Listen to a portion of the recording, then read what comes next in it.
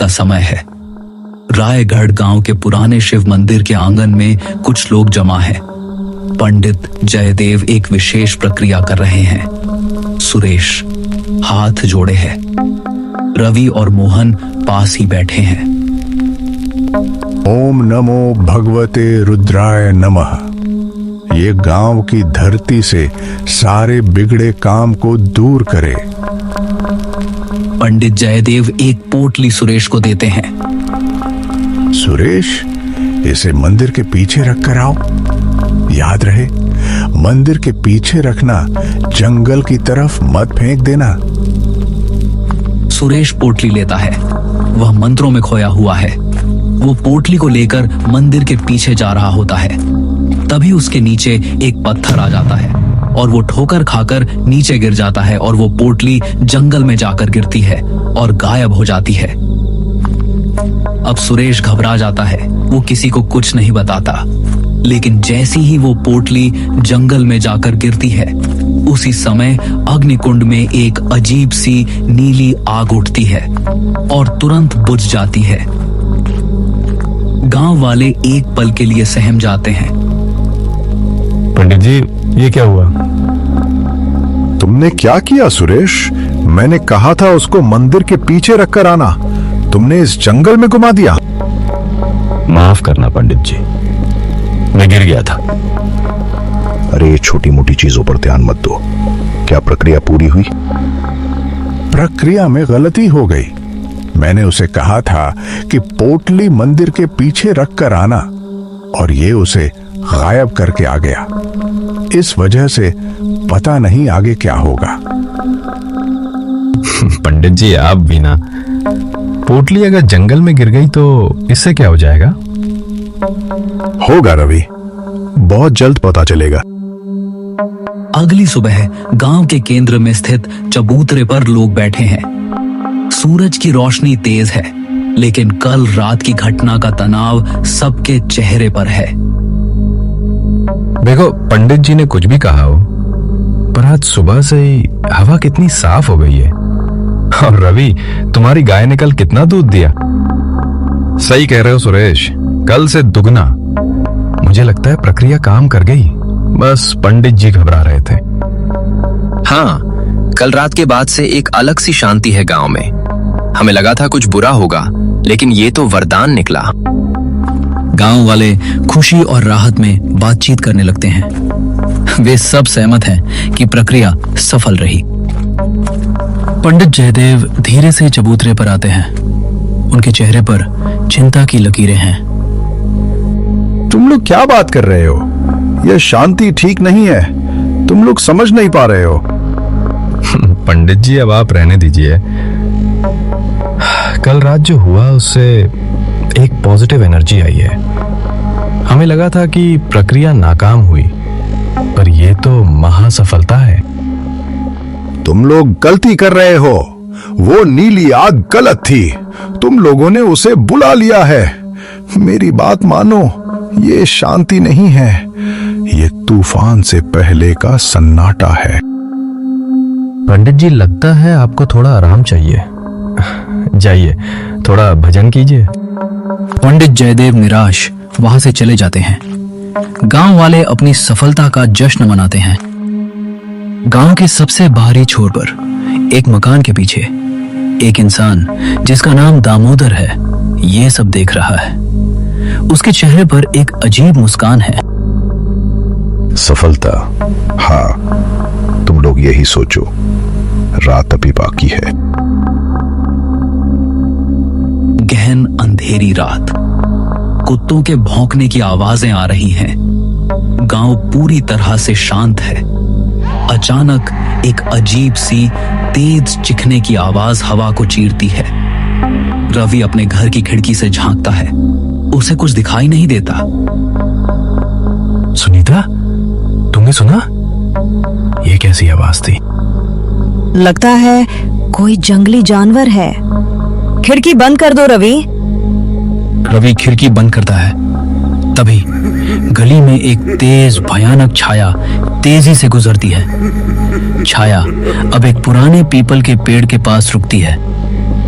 जब वो रुकती है तो उसका धुंधला आकार दिखाई देता है, एक लंबा राक्षस जिसकी आंखें लाल रंग की हैं। राक्षस धीरे धीरे मोहन के घर की तरफ मुड़ता है। मोहन और उसकी पत्नी सो रहे हैं। एक अजीब सी ठंडी हवा कमरे में फैलती है। मोहन चौंक कर उठता है। ये क्या है? छत पर कौन है? राक्षस अचानक घर के अंदर आ जाता है। उसकी लाल आंखें सीधे मोहन को घूर रही हैं। बचाओ, कोई है? मोहन की चीख सुनकर आस पड़ोस के लोग जाग जाते हैं और मोहन के घर की तरफ दौड़ते हैं। जैसे ही रोशनी घर पर पड़ती है, राक्षस तेजी से पीपल के पेड़ की तरफ भाग जाता है और अंधेरे में लुप्त हो जाता है। क्या हुआ मोहन, क्यों चिल्ला रहे हो? मैंने कुछ देखा। एक जानवर? नहीं, वो अजीब था। उसकी आंखें। कोई नहीं है मोहन, लगता है कोई बुरा सपना देखा होगा। रमा जो भीड़ में खड़ी कहती है, ये शुरुआत है, प्रक्रिया में गलती हुई है। पंडित जी सही कह रहे थे। सुरेश गांव वालों को शांत करता है, लेकिन सबके मन में डर बैठ गया है। गांव में डर का माहौल है। रात होते ही सब अपने घरों में दुबक जाते हैं। एक घर में प्रीतम अपनी पत्नी नेहा के साथ लेटा है। अचानक घर के अंदर से अजीब सी ठक ठक की आवाज आती है। ऐसा लगता है कोई चीज बहुत तेजी से जमीन पर चल रही है। वो आवाज नीचे से आ रही है। नेहा उसे रोकने की कोशिश करती है, पर प्रीतम नीचे जाता है।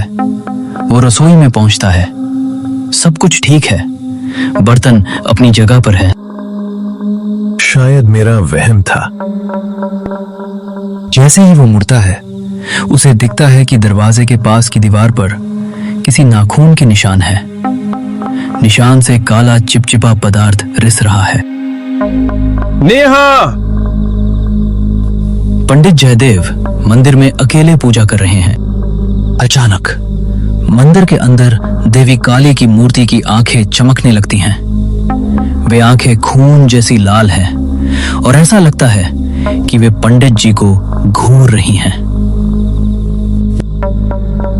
हे देवी, ये कैसा संकेत है? आंखों की चमक तेज होती है और मंदिर का तापमान गिर जाता है। पंडित जी को जोर से ठंड लगती है। ये कोई चमत्कार नहीं है, ये बुरी शक्ति है जो मंदिर तक पहुंच गई है। वे डर के मारे बाहर भागते हैं। गांव में पूरी तरह से अफरा तफरी मच जाती है। अगले दिन सुरेश, मोहन, रवि और पंडित जयदेव गंभीर चर्चा कर रहे हैं। सब डरे हुए हैं। हमें पता लगाना होगा कि ये राक्षस कहां से आया। पंडित जी, क्या इसे वापस भेजा जा सकता है? हाँ, अगर हमें पता चल जाए कि इसे बुला कौन रहा है। कोई तो है जो इसे शक्ति दे रहा है। पर कौन? हमारे गांव में कोई जादू टोना करने वाला नहीं है। तुम लोग आसपास देखो, वो आदमी जिसे तुम सब भूल चुके हो। किसकी बात कर रही हो रमा काकी? दामोदर। वो हमेशा अकेला रहता है, कोई उससे बात नहीं करता। उसका मकान गांव के छोर पर, जैसे वो इस गांव का हिस्सा ही नहीं है। हाँ, वो दामोदर, वो तो बस मजदूरी करता है। सालों से है यहाँ पर, किसी को उसकी परवाह नहीं है। पंडित जयदेव को अचानक कुछ याद आता है। जब मैं प्रक्रिया की तैयारी कर रहा था, मैंने देखा था कि कोई आदमी मंदिर की दूसरी तरफ खड़ा था। उसका चेहरा अंधेरे में था, पर उसकी आंखें। क्या वो दामोदर था? दामोदर? वो इतना ताकतवर कैसे हो सकता है? ताकतवर नहीं, दुखी है। और जब कोई इंसान बहुत दुखी होता है, वो कुछ भी कर सकता है। हमें उससे बात करनी होगी। उस आदमी को पता है कि क्या हो रहा है। वे सब दामोदर के मकान की तरफ जाते हैं। मकान के दरवाजे पर ताला लगा है। लगता है वो कहीं गया हुआ है। वो गया नहीं है, वो तैयारी कर रहा है।